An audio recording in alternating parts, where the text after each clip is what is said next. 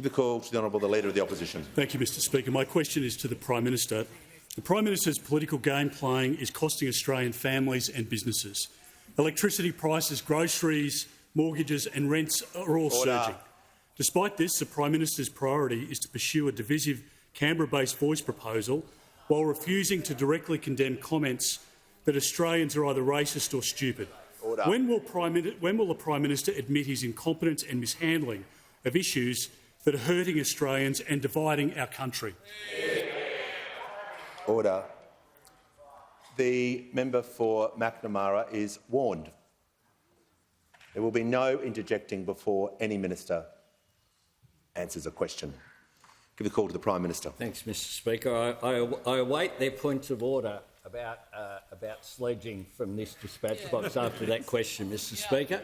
I await it and draw everyone's attention to the nature of that question. That says a lot about the character of this opposition. Order. It is negative, it's angry, it's hostile, it seeks to divide, Order. It never seeks to bring people together. And this comes at a time when today— Members on my left will cease interjecting. We have figures showing that employment has increased by 64,900.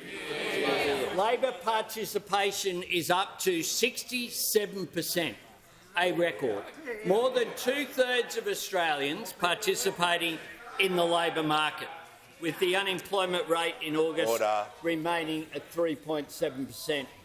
Mr Speaker, that is an envy of the world, and we've now created more than 550,000 jobs have been created on our watch since we came to office.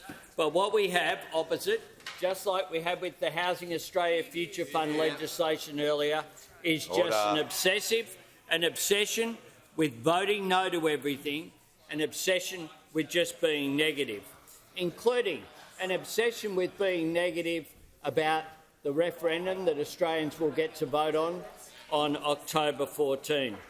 Well, Mr Speaker, yesterday, as part of my job as Prime Minister, I chaired the National Science and Technology Council. And yesterday we had a terrific meeting along with the Science Minister. It brings together the chief scientists and all of the best scientific brains in this country. And yesterday we heard from Michaela Jade, a Darug woman who has done research about science and the impact of First Nations science.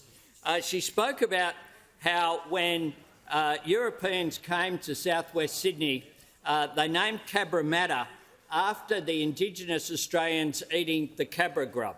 The reason why they were eating the cabra grub, they found out many years later, was because it provided an antidote to smallpox. And now in the United States, they have found that it's an antidote to superbugs. It's an example of whereby if we're just prepared to listen, prepared to embrace, prepared to be positive, this can be a win for Indigenous Australians, but also a win for our nation.